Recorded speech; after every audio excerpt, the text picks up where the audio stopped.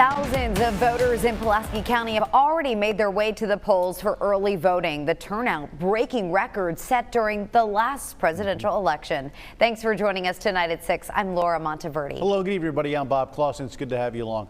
Election officials in the county say they're committed to making sure that each ballot is cast and it is secure.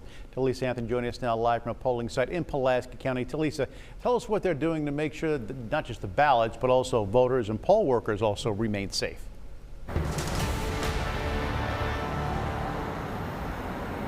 Well, Bob and Laura, the Pulaski County election coordinator, says they have multiple things in place to make sure that those who cast their ballot, that those are secure, but also those who come to the polls and those who work at the polls feel like they're safe. Something that they have never done before is contact law enforcement, which is something that they did this time to make sure that they can monitor around the polling sites.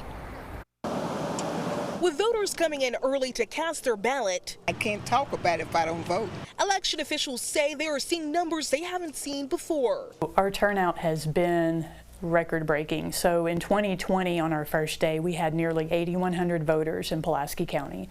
Yesterday, for our first day, we had 10,775. People have got something to say. Yeah, I think it's great. And they want to say it now. Every ballot Pulaski County election coordinator Amanda Dickens wants voters to know is secure. It's a topic that was discussed during a state election commission meeting last month. When we had the task force meeting, we had already gone through our ballots. We have an extensive proofing process to make. She says maintaining election integrity is a big focus for the around 800 poll workers in the county. You know, making sure our poll workers, are following proper procedure with the voters, do public tests before every election. We can demonstrate for them how the machine works, test it for them right there. Several voters say they felt confident after casting their ballot. Here, there's nobody looking over your shoulder, nobody telling you what to do. The workers know not to influence your vote at all. When it comes to security at polling locations, Dickens says they haven't had any issues with workers being harassed, but it's a problem the Department of Justice says is happening in other areas around the country, so precautions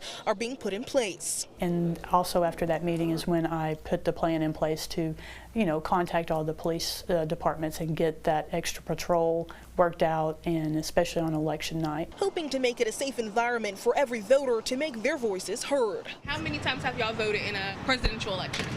Every time we were allowed to.